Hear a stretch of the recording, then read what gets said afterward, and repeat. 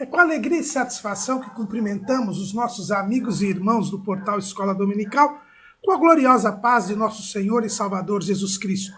Estamos dando início a mais uma pré-aula, esta ferramenta que o portal Escola Dominical disponibiliza no início da semana para que os irmãos possam melhor preparar a sua aula da Escola Bíblica Dominical.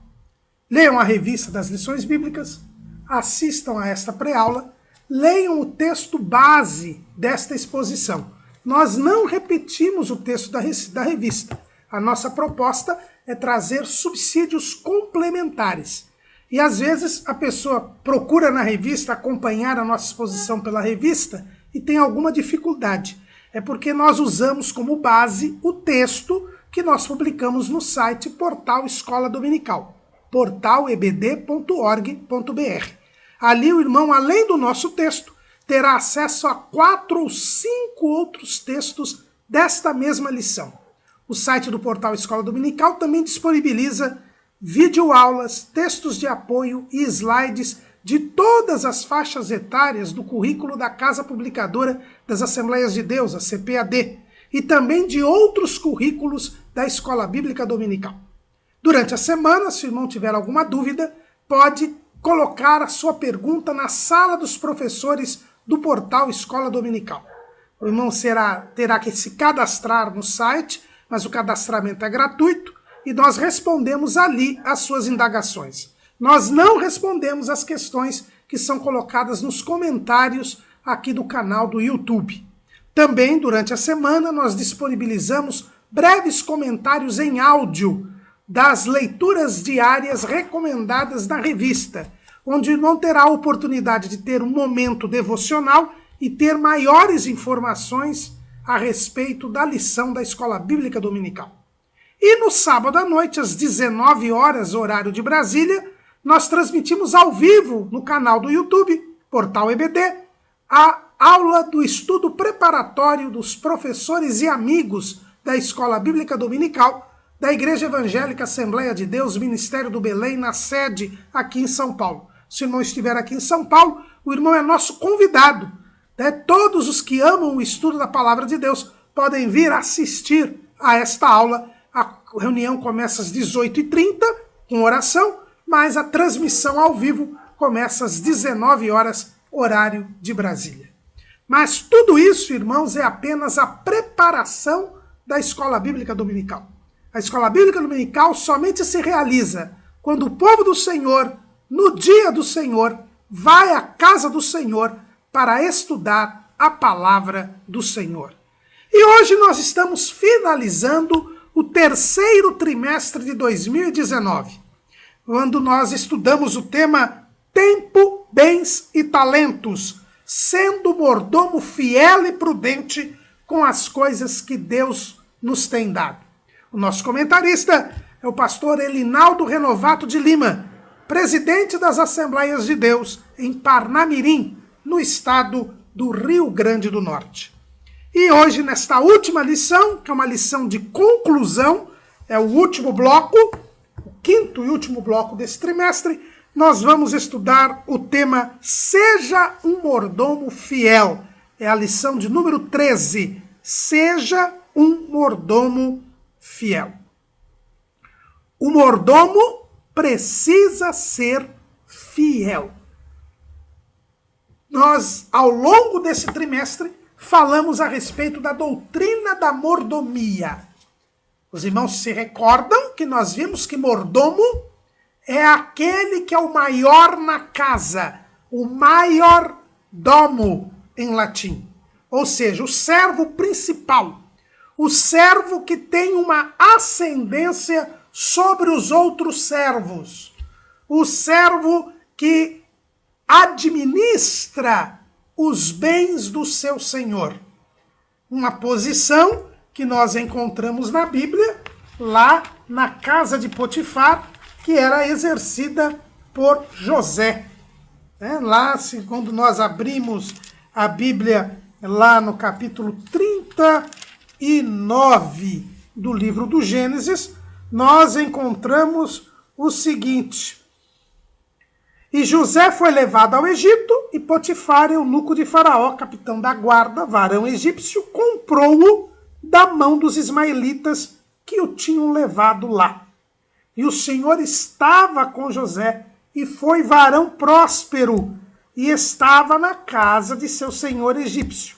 Vendo, pois, o seu senhor, que o Senhor estava com ele, e que tudo o que ele fazia, o Senhor prosperava em sua mão, José achou graça a seus olhos e servia-o.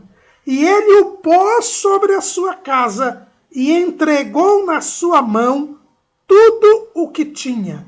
E aconteceu que, desde que o pusera sobre a sua casa e sobre tudo o que tinha, o Senhor abençoou a casa do egípcio por amor de José. E a bênção do Senhor foi sobre tudo o que tinha, na casa e no campo. E deixou tudo o que tinha na mão de José, de maneira que de nada sabia do que estava com ele, a não ser do pão que comia. E José era formoso de aparência e formoso à vista. Então lemos até o versículo 6. Esta posição de José na casa de Potifar é a figura da posição do homem em relação a Deus no planeta Terra.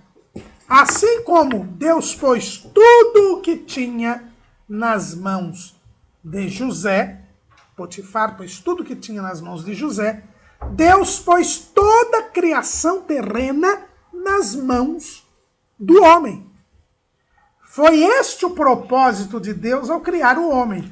Lá em Gênesis, no capítulo 1, versículo 26, e disse Deus: façamos o homem à nossa imagem, conforme a nossa semelhança, e domine sobre os peixes do mar, e sobre as aves do céu, e sobre o gado, e sobre toda a terra, e sobre todo réptil que se move sobre a terra.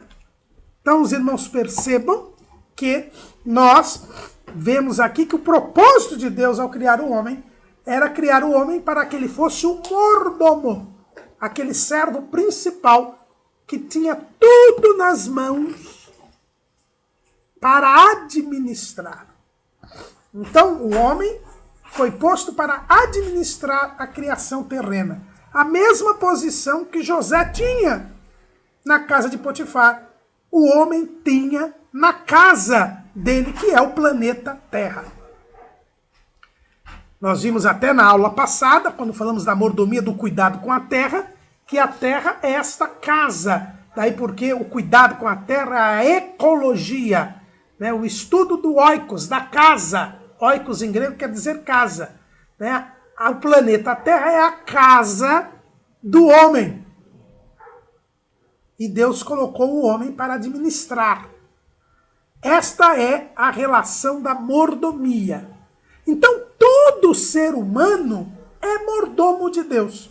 É interessante nós vermos que a mordomia, ela se estabelece por 3 razões, por 3 pontos. Né? Ela se estabelece pela criação. Deus já criou o homem para ser o mordomo, já no propósito de Deus, era para ele ser o mordomo, no capítulo 1, versículo 26. Esse propósito é trazido ao homem lá em Gênesis 1 e 28, e Deus os abençoou e Deus lhes disse: frutificai e multiplicai-vos, e enchei a terra e sujeitai-a, e dominai sobre os peixes do mar, sobre as aves dos céus, e sobre todo animal que se move sobre a terra. Então esse propósito de Deus é revelado ao homem. O homem tem esta consciência. E essa consciência ficou mais forte ainda quando Deus trouxe os animais para que o homem lhes desse nome. E que este gesto do homem dar nome aos animais faz com que o homem tenha consciência da sua superioridade em relação aos animais. E, portanto, a sua consciência de que ele era mordomo. Então a mordomia se estabelece em primeiro lugar pela criação. Em segundo lugar, a mordomia se estabelece pela preservação. Deus, ele não criou o homem e o abandonou.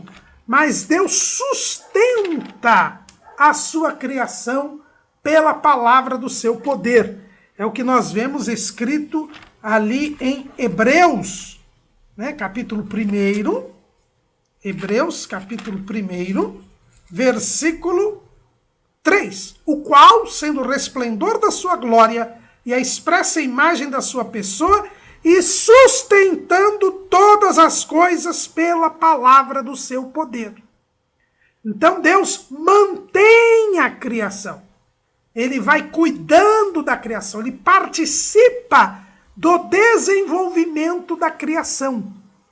Então Deus não é o Deus dos deístas. Quem são os deístas? São aqueles que creem que Deus existe, que Deus criou todas as coisas, mas após ter criado todas as coisas, Deus abandonou a criação. Seria um Deus ausente.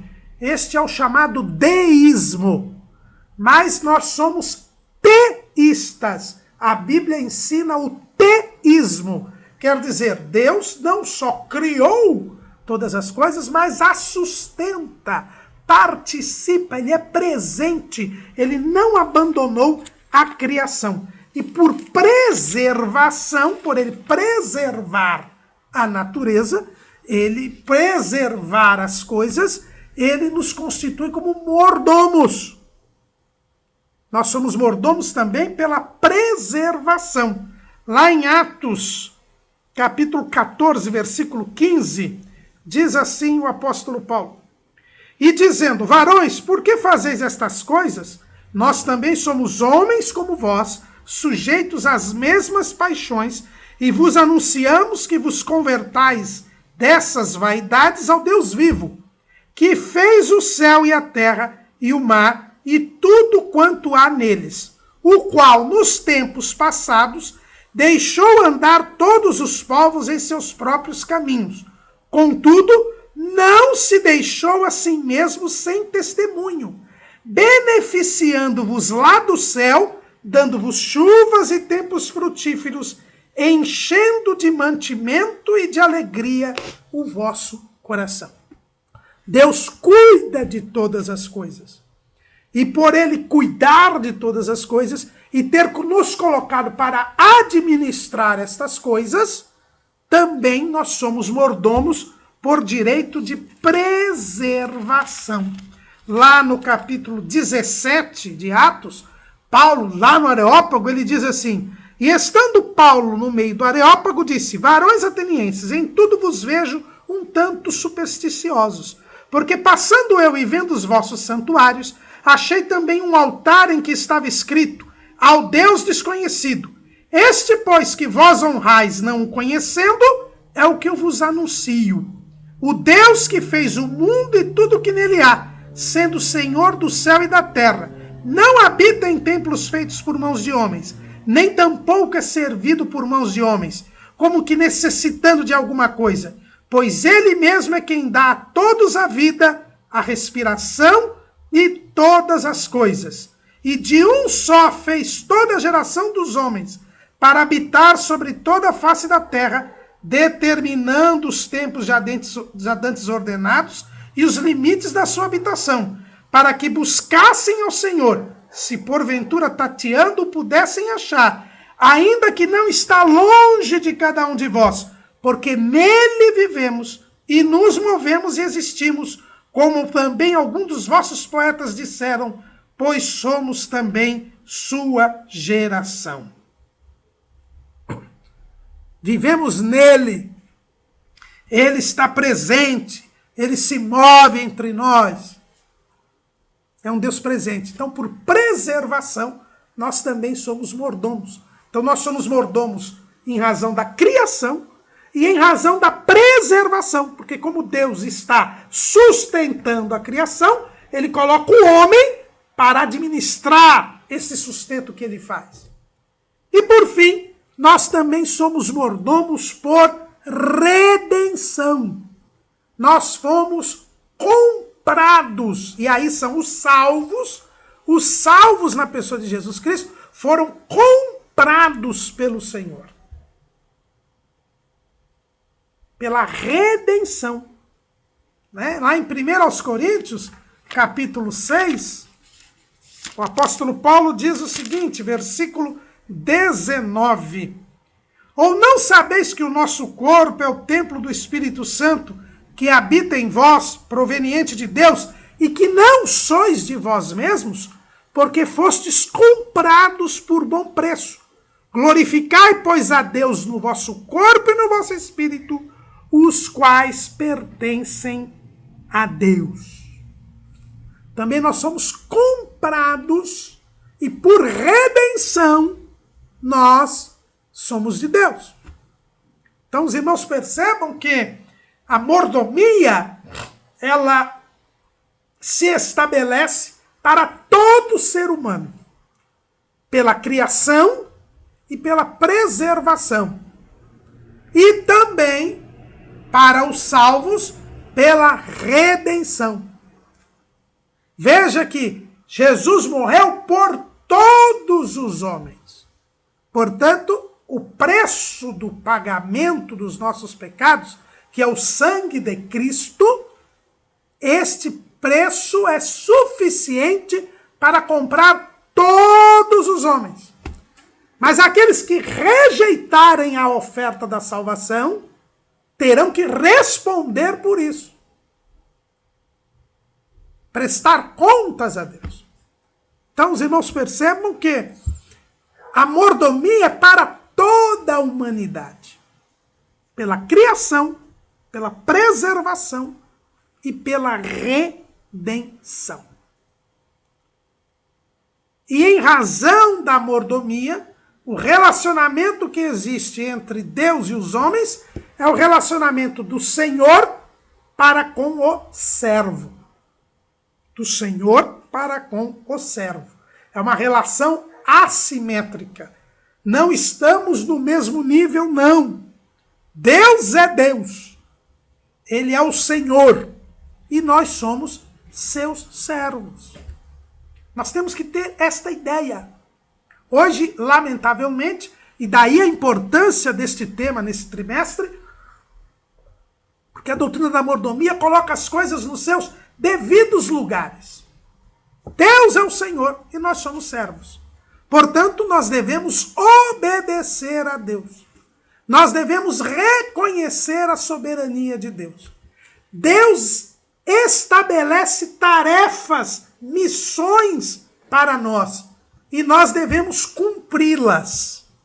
É por isso que nós podemos verificar que há 4 princípios na mordomia.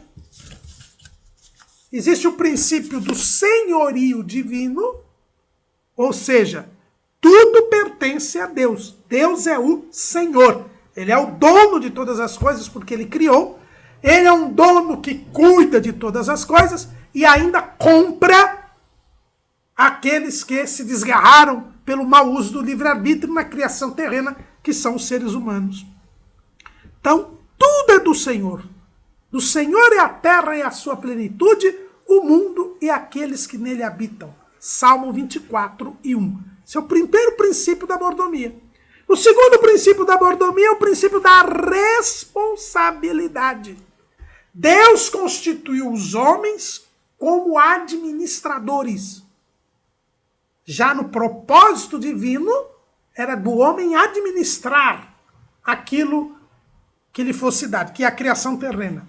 E por isso nós teremos que tratar, temos que responder. Nós temos uma responsabilidade, foi nos dado um encargo, um dever. E nós devemos responder diante de Deus por esse dever. Lá em 1 de Pedro, capítulo 4, versículo 10, é dito o seguinte: cada um administre aos outros o dom como o recebeu, como bons despenseiros da multiforme graça de Deus. E essa palavra despenseiro é a palavra oikonomos, que é aquele que cuida da casa, aquele que segue a regra da casa, o administrador. Então nós somos despenseiros da multiforme graça de Deus. e devemos administrar aquilo que recebemos de Deus. Então, este é um dever, nós temos que responder. Nós vamos ter que responder, porque nos foi confiado algo para fazer. A começar de nós mesmos, porque não somos de nós mesmos, como nós lemos aqui em 1 Coríntios 6:19. Então nós temos que responder diante de Deus. Esse é o segundo princípio da mordomia, o princípio da responsabilidade. O terceiro princípio é o princípio da prestação de contas. Se eu tenho que responder, haverá um momento em que eu serei chamado para prestar contas. É o princípio da prestação de contas. É o que você vê lá em Hebreus capítulo 4, versículo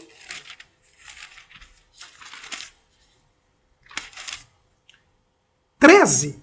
E não há criatura alguma encoberta diante dele. Antes, todas as coisas estão nuas e patentes aos olhos daquele com quem temos de tratar. Então aqui eu tenho o terceiro princípio, que é o princípio da prestação de contas. Todos nós deveremos prestar contas a Deus. É por isso que na doutrina cristã nós temos a doutrina dos julgamentos.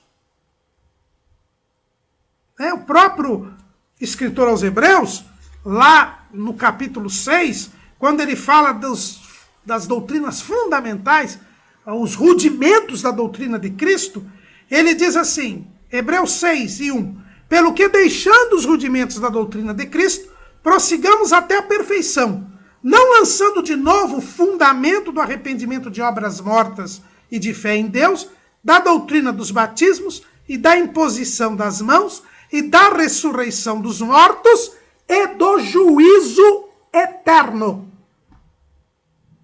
Uma das doutrinas fundamentais de Cristo é o juízo eterno. Por quê? Porque nós temos que prestar contas a Deus. Deus é o juiz sobre toda a terra. Esta ideia, esta consciência, tinha o patriarca Abraão. Lá em Gênesis, capítulo 18, no versículo 25, ele diz assim, longe de ti que faças tal coisa, que mates o justo com o ímpio, que o justo seja como o ímpio, longe de ti seja. Não faria justiça o juiz de toda a terra?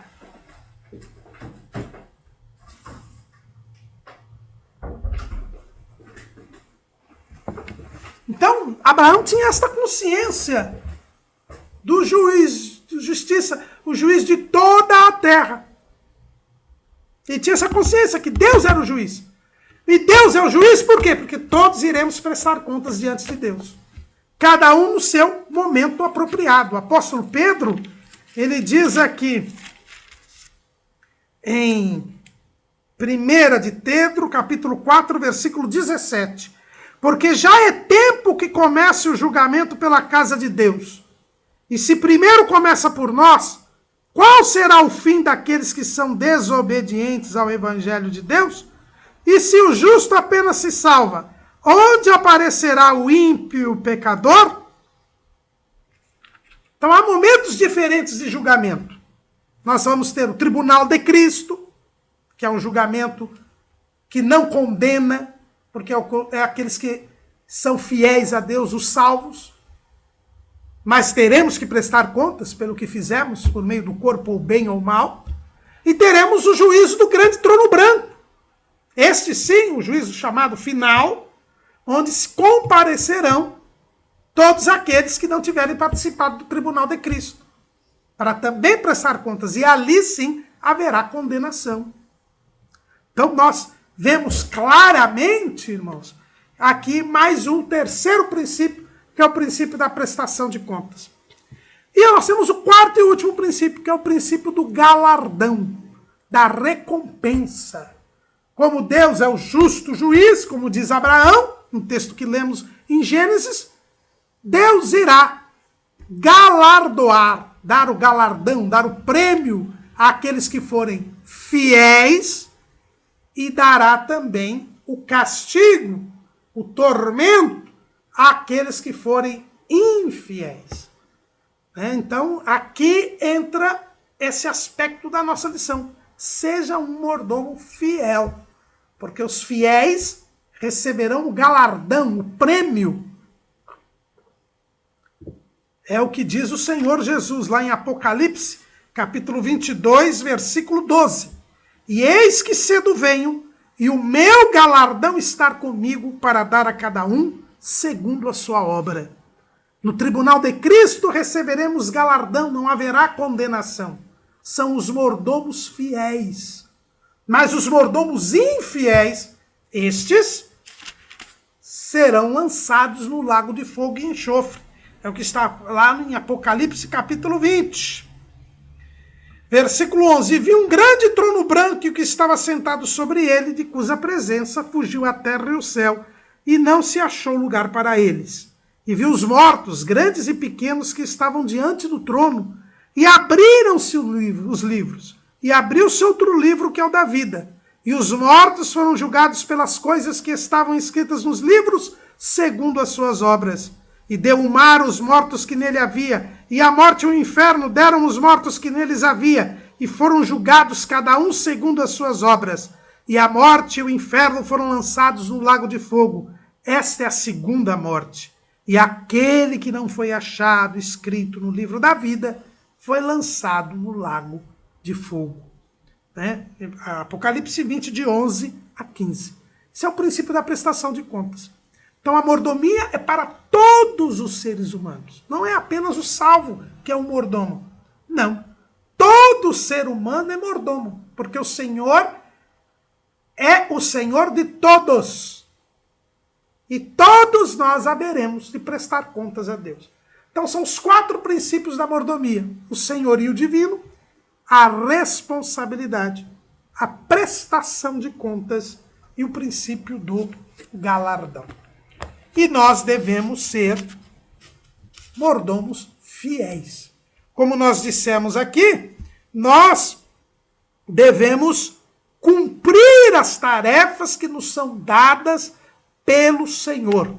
Estas tarefas que nos são dadas pelo Senhor, frutificai, multiplicai, enchei a terra, sujeitai a terra e dominai sobre os peixes do mar, sobre as aves dos céus e sobre todo réptil que se move sobre a terra. Essas 5 ordens de Deus é o que os estudiosos chamam de mandato cultural, que nós ainda podemos completar com a lavrar e guardar a terra.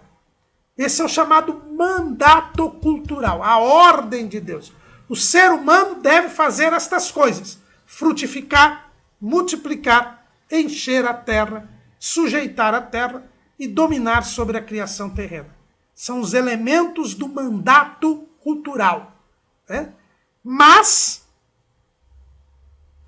como Deus nos deu o livre-arbítrio, nós temos de ser obedientes. E aí é que entra a fidelidade. A fidelidade da mordomia está na obediência ao Senhor.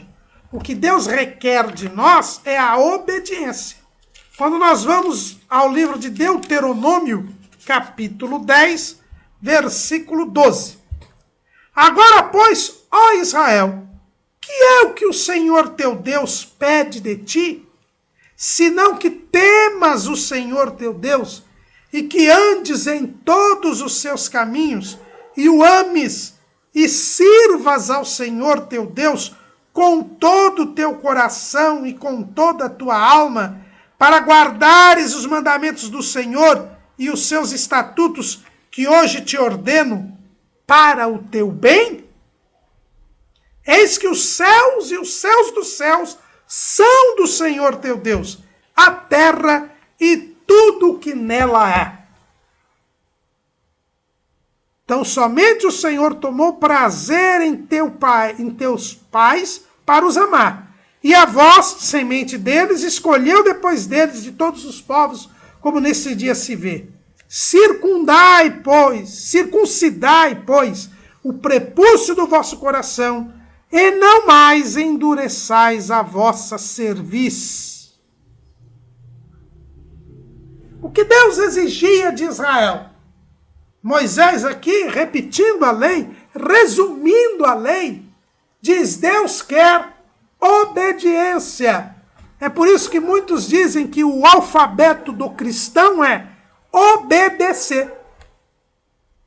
Obedecer. O que Deus quer é que nós obedeçamos, temamos o Senhor e andemos no seu caminho e o amemos e o sirvamos. Temer a Deus não é ter medo de Deus. Temer a Deus é reconhecer que Deus é o Senhor e nós somos servos e que devemos obedecer-lhe. Obedecer a Deus. Eu obedeço porque eu reconheço que é Deus quem manda. E eu tenho que obedecer. A fidelidade na mordomia começa no temor do Senhor. Ou seja, reconhecer que Deus é o Senhor e que tem de ser obedecido. Que Ele é superior a mim. E que eu não posso contrariá-lo. Tenho que me render a Ele, me entregar a Ele. Isso que é temer a Deus. Temer a Deus é isso. É reconhecer que Deus é o Senhor. Temer a Deus é isso. Lá no livro de Provérbios, no capítulo 3, e Provérbios chama o temente a Deus, o obediente a Deus, o mordomo fiel de sábio. Sábio. É por isso que a Bíblia usa aquela expressão: servo fiel é prudente. O prudente é o sábio, aquele que segue. E no livro de Provérbios, nós vemos bem isso. Né? Diz assim, Provérbios 3:7. Não sejas sábios a teus próprios olhos. Teme ao Senhor e aparta-te do mal. Então, apartar-se do mal é temer a Deus. É fazer o que Deus manda. Agora, eu só posso fazer o que Deus manda se eu amar a Deus. Veja aqui que em Deuteronômio o texto diz assim: temas o Senhor teu Deus, que andes em todos os seus caminhos e o ames e sirvas ao Senhor.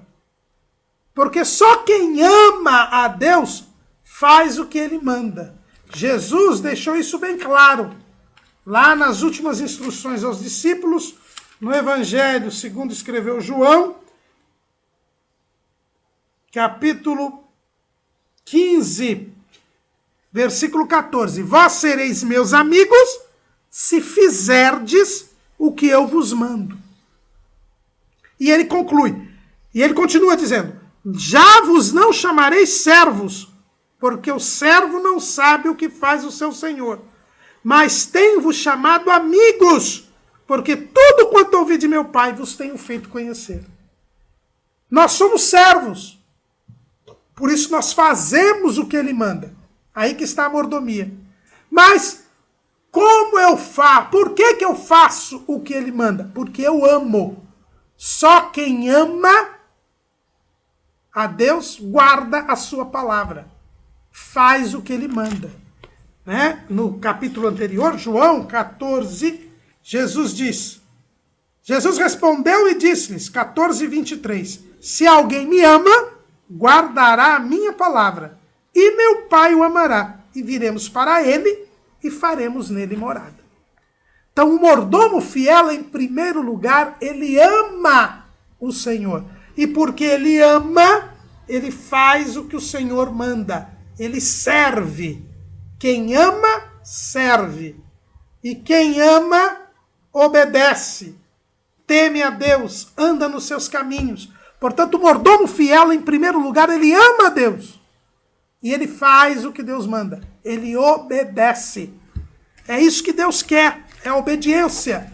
Ser um mordomo fiel é fazer o que Deus manda. Jesus falou sobre o servo fiel e prudente lá no seu sermão escatológico. Lá em Mateus capítulo 24, ele conta a parábola do servo fiel e prudente.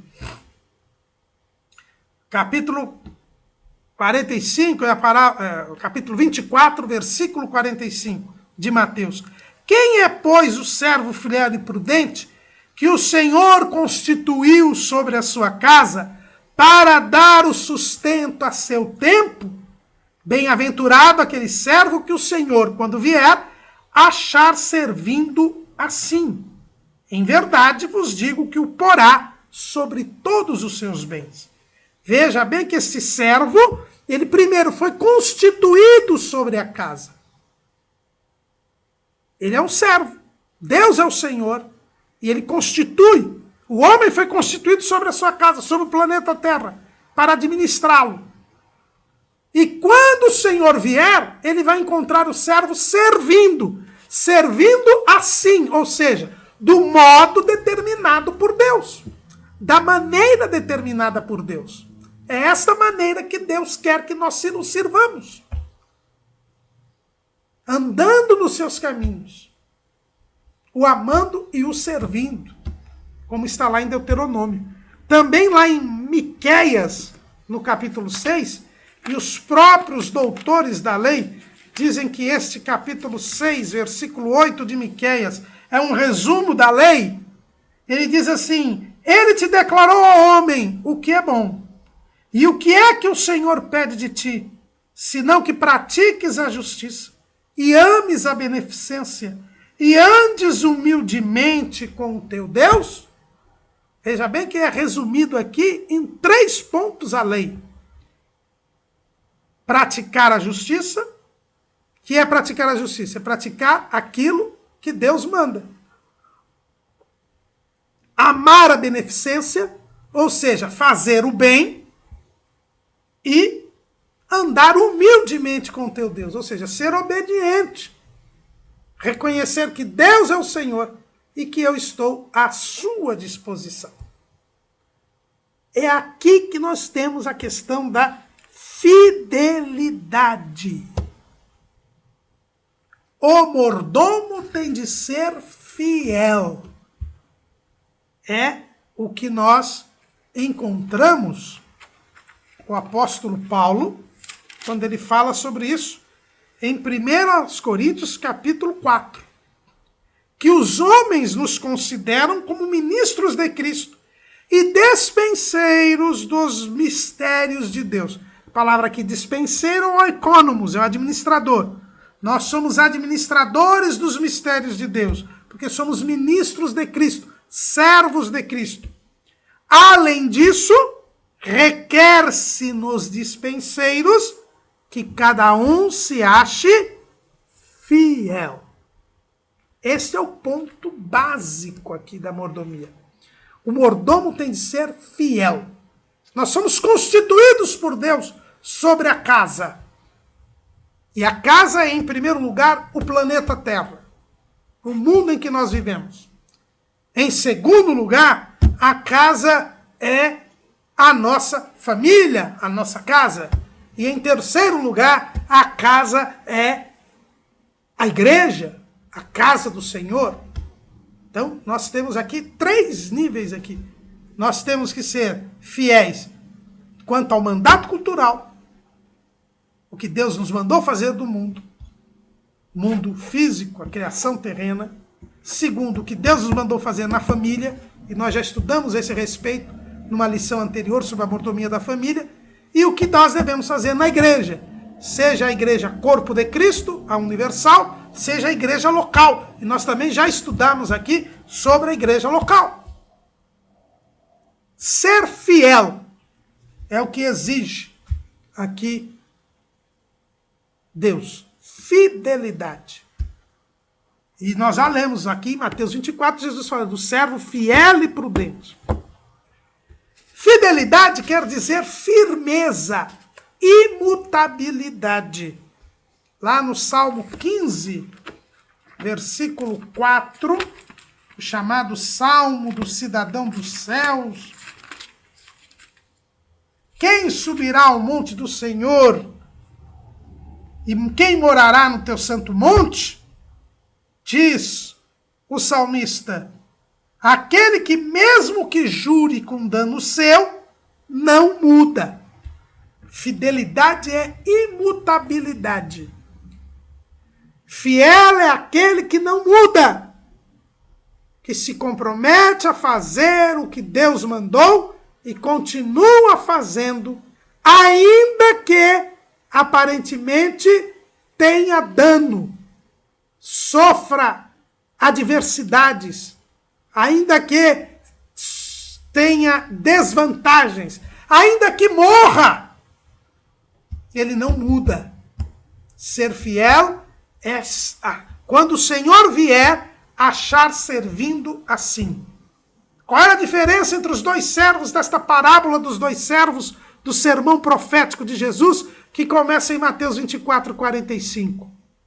É que um dos servos continuou servindo da mesma maneira como foi constituído pelo Senhor. Mas o mau servo, ele mudou o seu comportamento. Ele deixou de servir. E a Bíblia diz que se envolveu com bêbados, com comilões, deixou de servir ao Senhor, passou a maltratar os outros conservos. E quando o Senhor chegou, ele foi apanhado de surpresa, sem estar servindo a Deus. Então a fidelidade envolve a imutabilidade. E até quando nós devemos fazer as mesmas coisas que Deus mandou que fizéssemos, sem inovações, sem invenções, até a morte. É o que Deus diz, Jesus, falando à igreja de Esmirna, lá no livro do Apocalipse, no capítulo 2,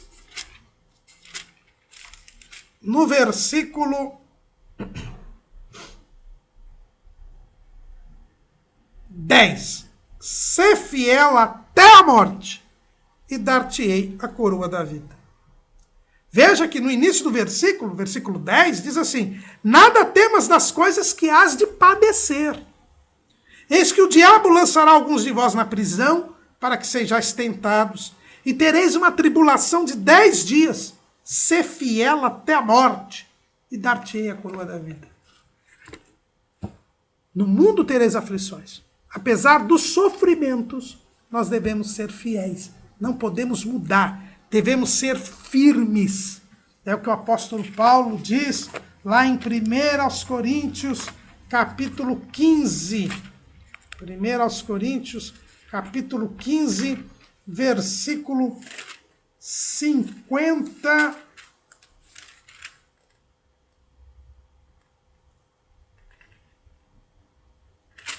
1 Coríntios, capítulo 15, 58. Portanto, meus amados irmãos, sede firmes e constantes, sempre abundantes na obra do Senhor, sabendo que o vosso trabalho não é vão no Senhor.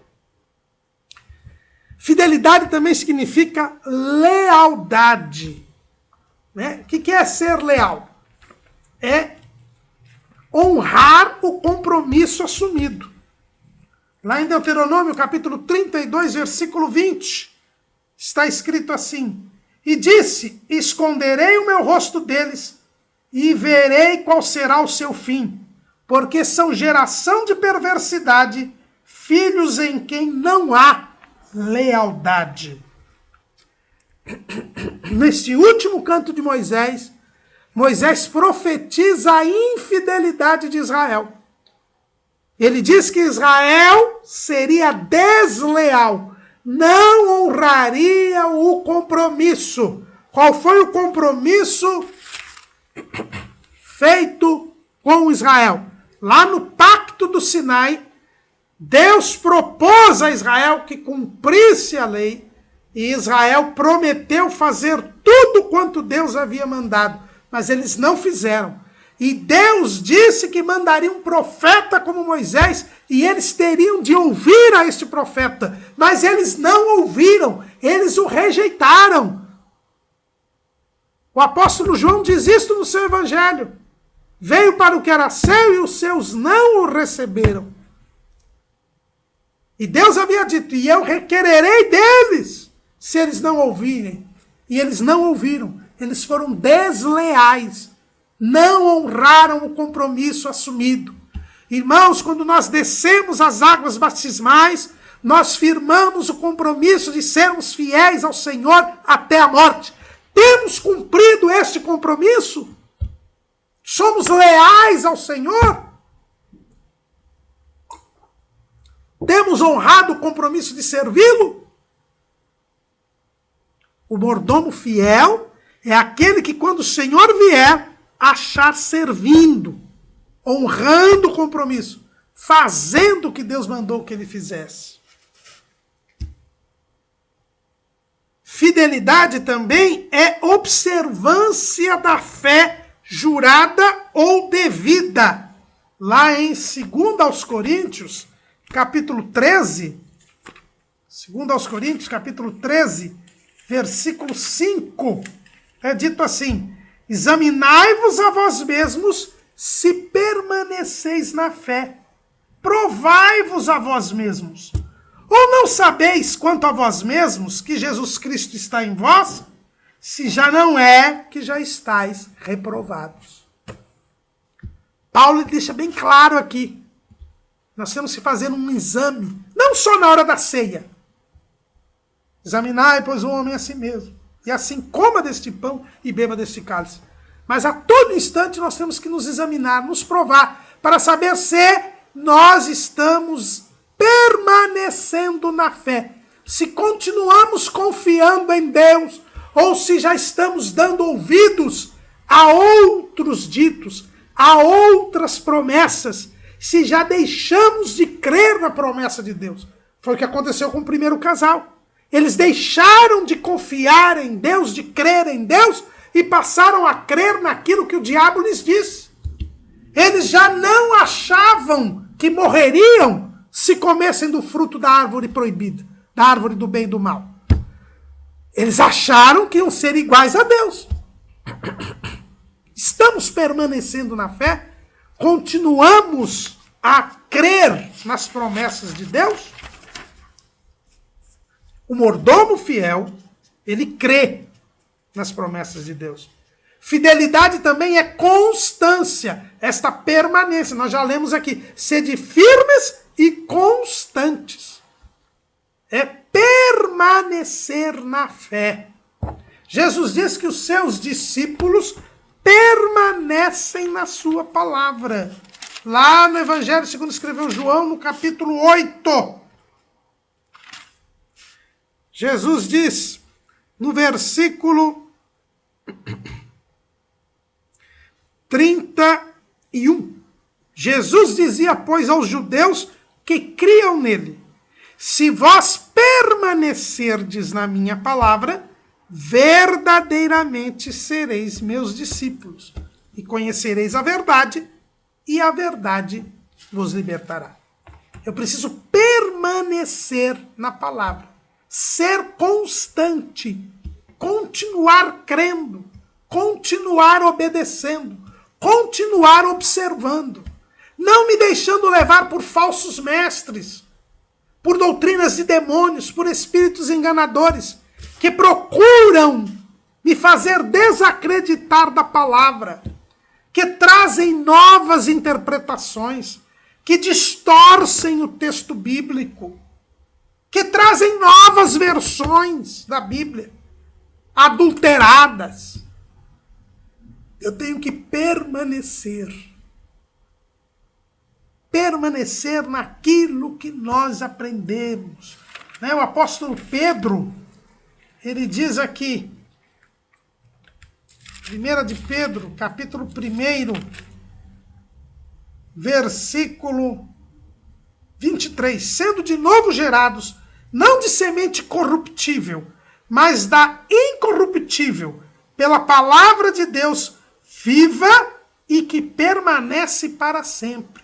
Porque toda a carne é como erva, e toda a glória do homem como a flor da erva. Secou-se a erva e caiu a sua flor. Mas a palavra do Senhor permanece para sempre. E esta é a palavra que entre vós foi evangelizada. A mesma palavra que nós ouvimos no início da nossa fé, nós devemos observar, devemos permanecer nela, continuar confiando nela, continuar seguindo esta palavra, não nos deixando levar por novas interpretações, por outros evangelhos, não. E se alguém trouxer um outro evangelho, que ele seja anátema, diz o apóstolo Paulo, escrevendo aos Gálatas, ou seja, seja amaldiçoado. É a palavra que desde o princípio nós ouvimos. Diz assim, o apóstolo João, capítulo 2, versículo 7. Irmãos, não vos escrevo mandamento novo, mas o mandamento antigo que desde o princípio tivestes. Este mandamento antigo é a palavra que desde o princípio ouvistes. Outra vez, é o versículo, capítulo 2, versículo 7. Esta palavra, que é a mesma, aquela que sempre nós ouvimos. Por isso que Paulo dizia, não vos canso de vos dizer as mesmas coisas.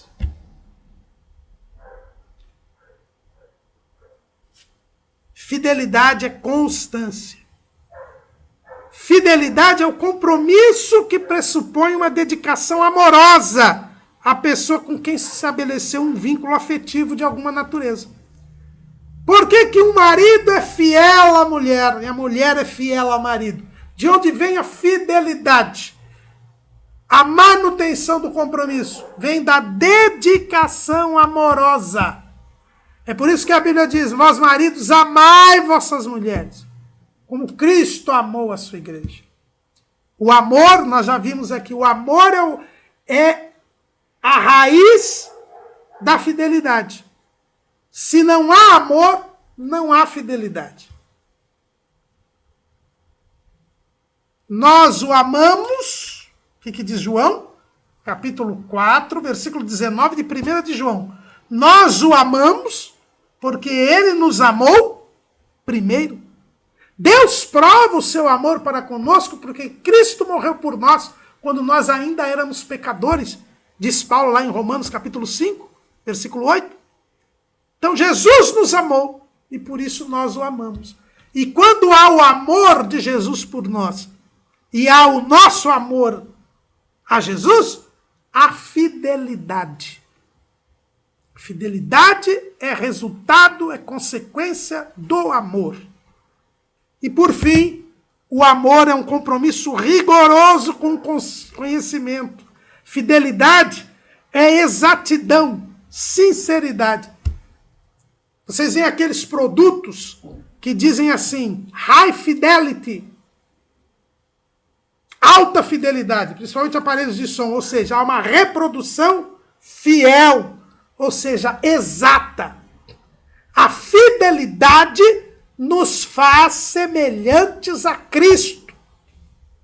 O mordomo fiel, ele é um cristão, ou seja, um pequeno Cristo, parecido com Cristo. É o que o apóstolo Paulo fala lá em Romanos capítulo 8. Romanos capítulo 8. Versículo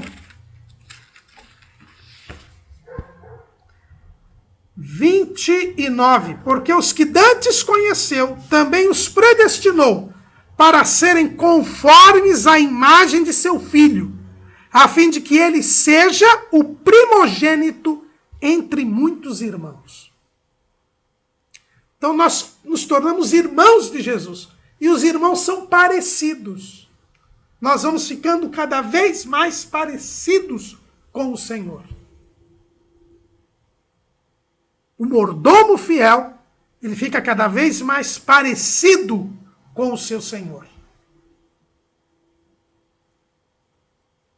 A Bíblia nos dá 2 exemplos marcantes de fidelidade. O primeiro é Moisés. Moisés foi dito como fiel pelo próprio Deus. Vamos lá. Em Números, capítulo 12, versículo 7. Números 12 e 7. Não é assim com o meu servo Moisés, que é fiel em toda a minha casa. Veja que 2 coisas que Deus enalteceu na figura de Moisés. Ele ser servo e servo fiel. É por isso que Moisés é visto com o Senhor Jesus lá no Monte da Transfiguração. Quando Moisés finalmente entra na Terra Prometida, por Cristo. Ele é o símbolo da fidelidade.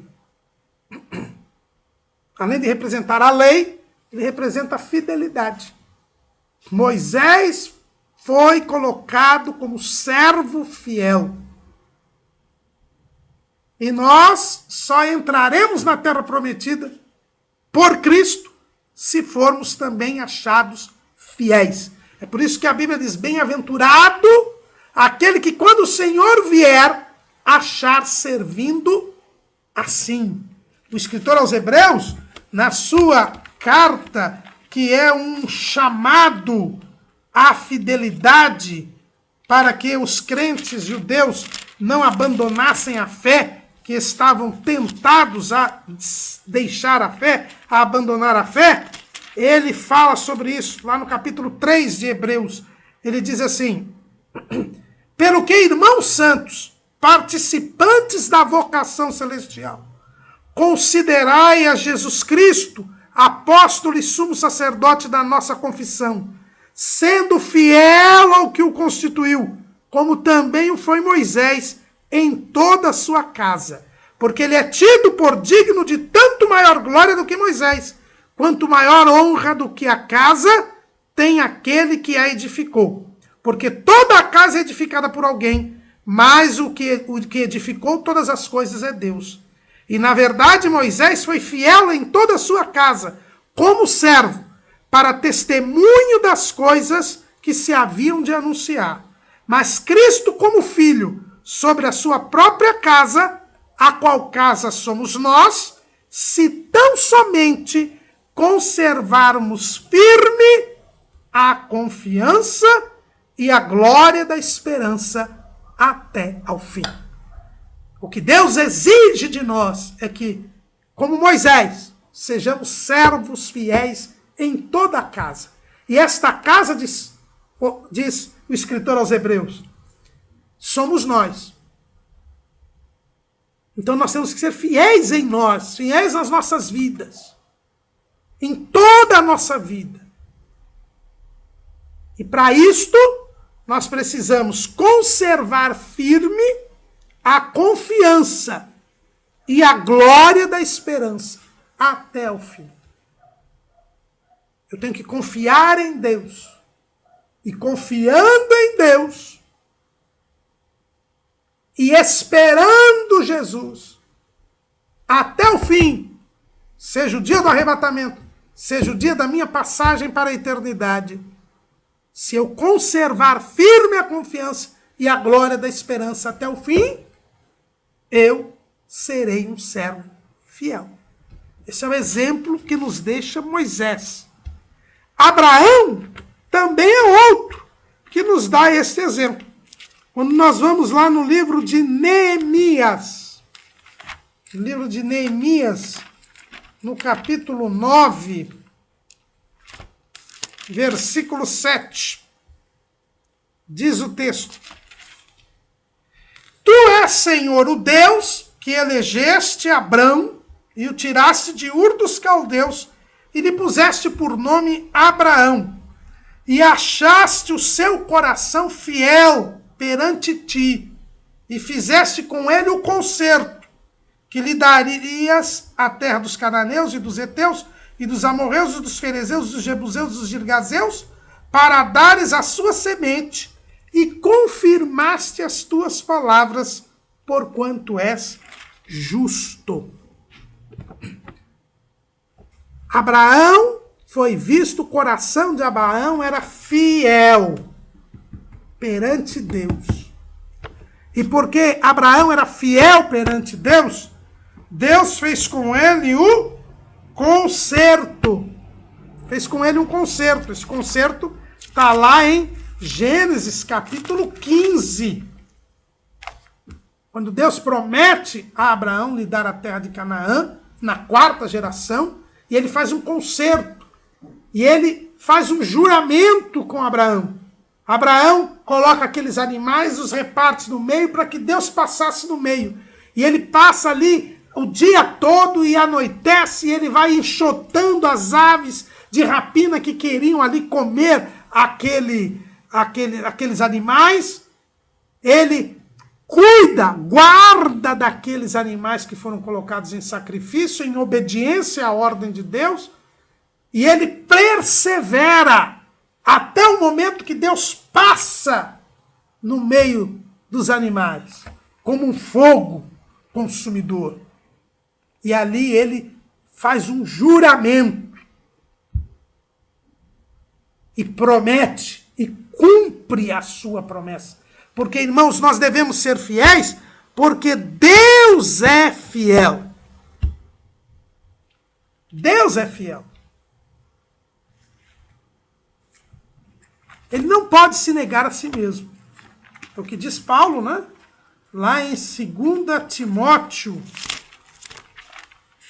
2 Timóteo, capítulo 2, versículo 13. Se formos infiéis, ele permanece fiel, não pode negar-se a si mesmo.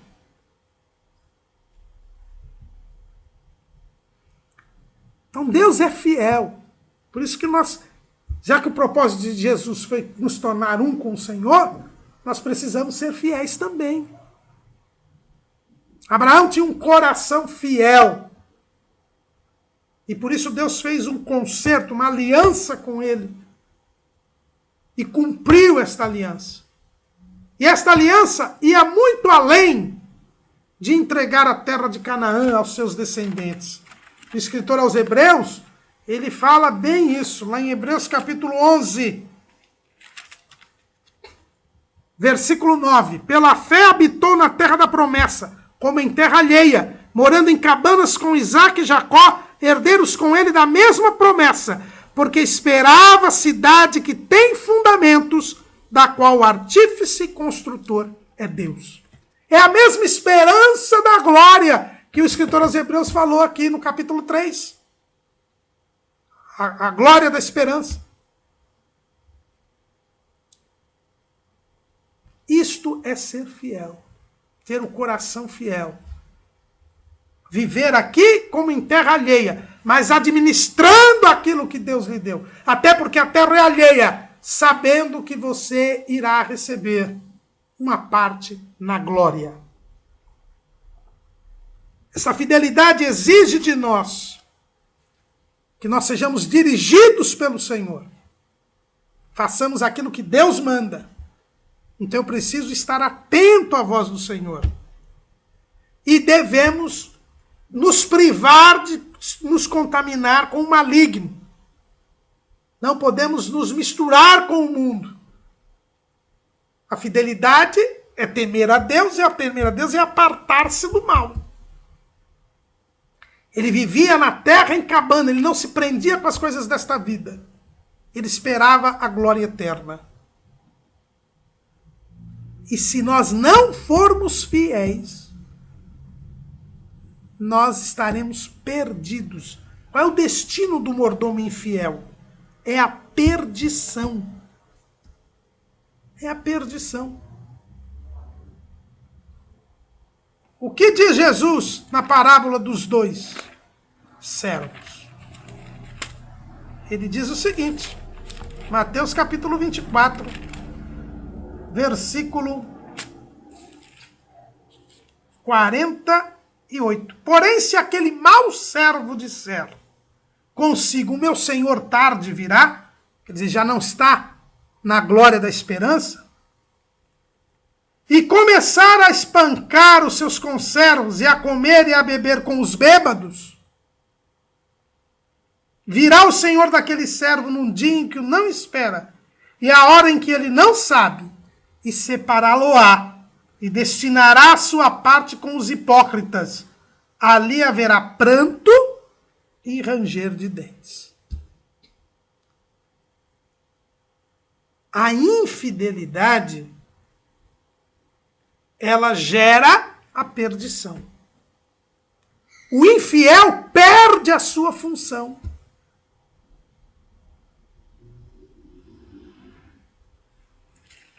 Lá em Lucas, capítulo 16, versículo 1, diz assim, e dizia também aos seus discípulos, havia um certo homem rico, o qual tinha um mordomo, e este foi acusado perante ele de dissipar os seus bens. E ele, chamando-o, disse, que é isto que ouço de ti? Presta contas da tua mordomia, porque já não poderás ser mais meu mordomo. Ele perde a sua condição de mordomo, porque não foi fiel, porque dissipou os bens. Na parábola dos talentos, o mau servo, ele também é lançado